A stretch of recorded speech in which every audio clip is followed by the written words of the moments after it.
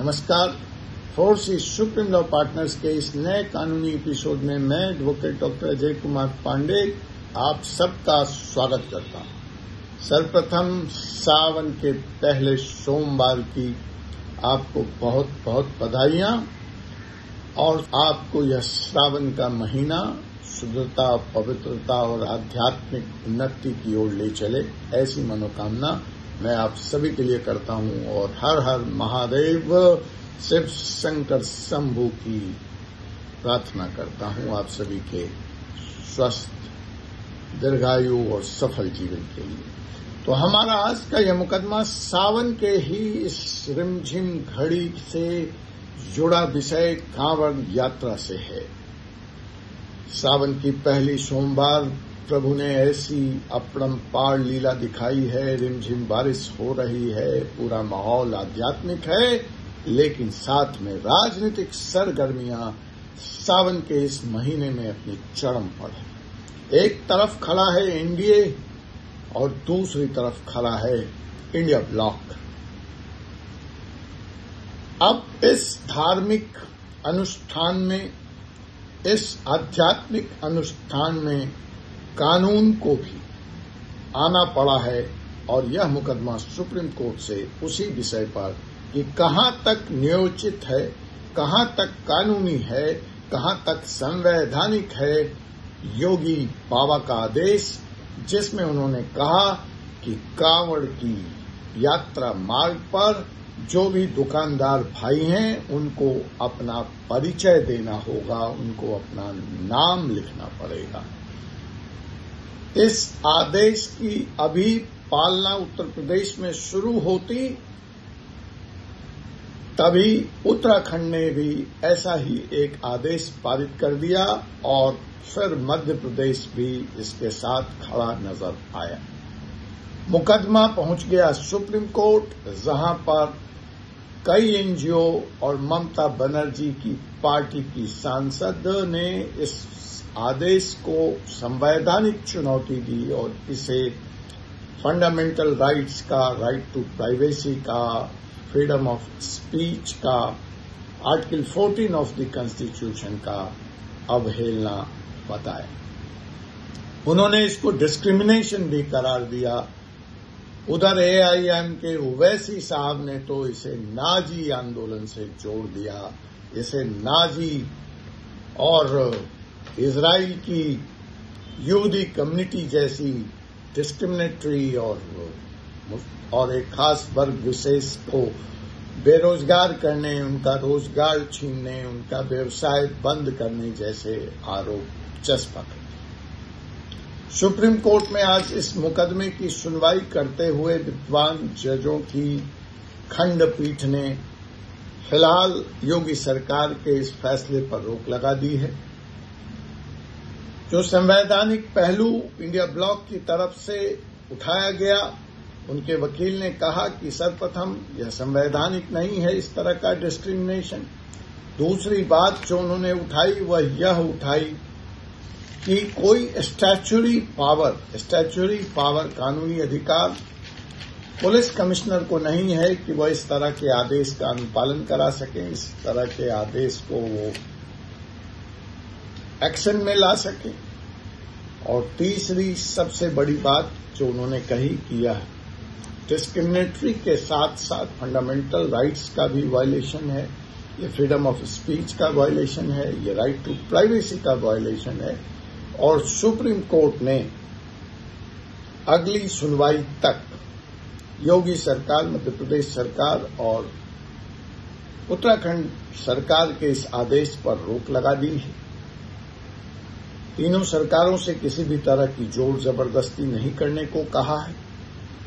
Supreme court ने इस फैसले की सुनवाई करते वक्त यह कहा कि इस फैसले के पीछे जो मंतव्य बताया जा रहा है कि यात्रा मार्ग पर जाने वाले जो हमारे कांवरियां हैं, उनकी आध्यात्मिक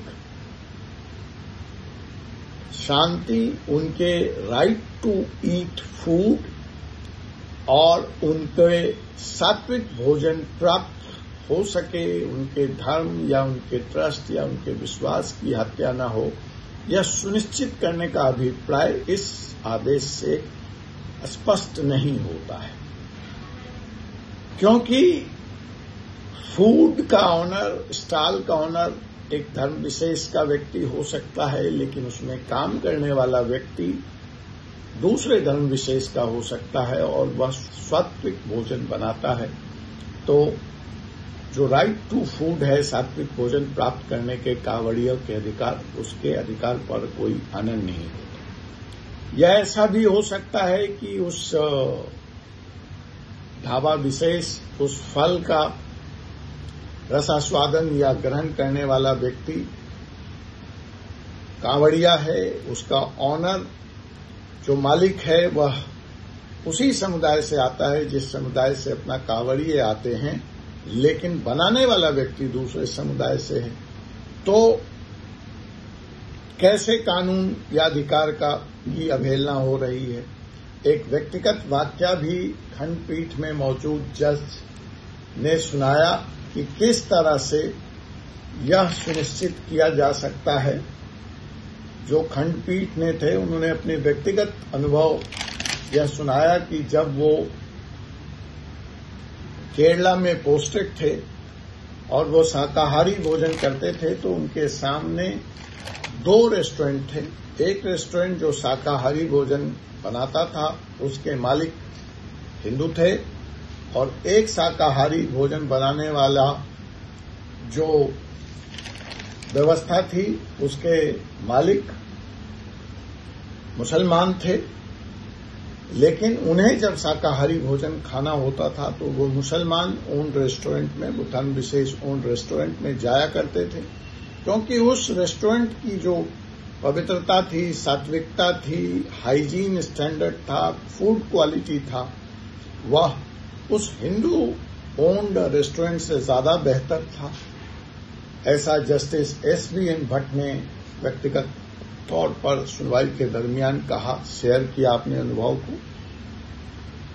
तो यह कोई जरूरी नहीं है, इस माध्यम से वो यह कहना चाहते थे कि कोई जरूरी नहीं है कि सात्विक भोजन हिंदू के रेस्टोरेंट में मिलने पे ही सात्विक हो सकता है या उसमें वो इंटरनेशनल हाइजीन या फूड क्वालिटी मेंटेन की जा रही हो या हो सकती है, वह दूसरे धर्म को मानने वाले लोगों के द्वारा भी उपलब्ध हो सकता है। इसलिए जो सात्विक भोजन देने का तर्क है इस आदेश के पीछे, वो कहीं से डाइजेस्ट नहीं होता है, वो पचता नहीं। खैर, हम इस बहस में उलझे हुए हैं कि नेम प्लेट पे ऑनर का हो, स्टाफ का हो या ना हो, लेकिन उससे बड़ी समस्या इस देश में फूड एडल्ट्रेशन की है, फूड हाइजीन की है। कौन रेस्टोरेंट ओन करता है, वह तो आज तक हम सुनिश्चित नहीं कर पाए कि हर रेस्टोरेंट में, हर खाने पीने की जगह में मिलावट ना हो, हाइजीन मेंटेन्ड हो। लेकिन हम इस बहस में फिलहाल कांवड़ियों के इस पवित्र त्योहार में उलझे पड़े हैं। देखना है सरकार का यह फैसला कांवड़ियों को कितना सात्विक भोजन उपलब्ध करा पाता है। आपने देखा कि पिछले दिनों मसाला, जिसमें कोई भी ऐसी बात नहीं है, उसको सिंगापुर ने और कई देशों ने बैन कर दिया। बाद में बड़ी कार्रवाई करते हुए देश की संस्थाओं ने, फसाई ने मसालों के अनेक उत्पाद को मिलावट भरा, लो क्वालिटी साबित किया। तो यह तो हो गई खाने पीने की चॉइस पर, दुकान के बाहर अपना नेम प्लेट लगाने की चॉइस पर कानूनी जंग, लेकिन राजनीतिक जंग भी पूरे जोरों शोर से है। और फिलहाल इस मसले पर एनडीए में दरार नजर आ रही। इंडिया ब्लॉक तो बिल्कुल एक है, लेकिन एनडीए के 3 घटक दल इस मसले पर भाजपा के साथ खड़े नहीं हैं। ये 3 दल हैं, जेडीयू नीतीश कुमार की, आरएलटी जयंत चौधरी की, चौधरी चरण सिंह के पोते हैं, जयंत जी अजीत सिंह के बेटे हैं, सांसद हैं एनडीए ब्लॉक में अपनी पार्टी के इकलौते, और तीसरा बड़ा नाम चिराग पासवान का है, जो बिहार से 100% सीट लेकर एनडीए के साथ हैं। वह इस नाम और बेनाम की प्रक्रिया में एनडीए के साथ, भाजपा के साथ खड़े नहीं आते हैं। तो यह राजनीतिक मुकदमा और कानूनी मुकदमा सावन के महीने में और कुछ नहीं तो राजनीतिक और कानूनी कर्मी को बारिश भरे इस मौसम में भी तेज रखने जा रहा है। आपसे पुनः मुलाकात होगी एक ऐसे ही मुकदमे के साथ। तब तक मुझे advocate doctor Ajay Kumar Pande, supreme court of India को अनुमति दीजिए जाते जाते संवैधानिक अवहेलना दूसरे राज्यों को भी सुओ मोटो सुप्रीम कोर्ट को देखना चाहिए। केरल राज्य है या देश है हमें नहीं पता, क्योंकि केरल ने हाल ही में विदेश सचिव की नियुक्ति कर दी है। क्या यह कॉन्स्टिट्यूशन का वायलेशन नहीं है? इसके बारे में सुप्रीम कोर्ट क्यों नहीं कुछ सोचता? ममता बनर्जी जी उधर खुला निमंत्रण बांग्लादेश से आने वाले लोगों को दे रही हैं। यह केंद्र का अधिकार है कि वो किसको शरणार्थी घोषित करे, किसको पनाह दे, यह राज्य का अधिकार नहीं है। इसकी अवहेलना सुप्रीम कोर्ट को क्या नहीं दिखती? भारत के मुस्लिम समुदाय के हजारों लोग बांग्लादेश में इस वक्त फंसे हुए हैं। हजारों लोगों को भारत सरकार ने पासपोर्ट देखकर, धर्म देखकर नहीं, पासपोर्ट देखकर वो भारतीय नागरिक हैं, ढाका में दूतावास की मदद से कार्ड में भर के स्कॉट प्रोवाइड करके अपने अपने राज्यों में पहुंचाने का काम किया है।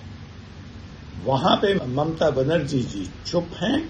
अपने देश के नागरिकों को पनाह देने की उन्हें फुर्सत नहीं है और विदेशी नागरिकों के लिए वह वेस्ट बंगाल का बॉर्डर खोलना चाहती हैं। देश को तय करना पड़ेगा, सुप्रीम कोर्ट को तय करना पड़ेगा कि यह मनमर्जी या कानून का बेजा इस्तेमाल या सिलेक्टिव इस्तेमाल या डिस्क्रिमिनेशन की यह सत्ता, यह निजाम आखिर कब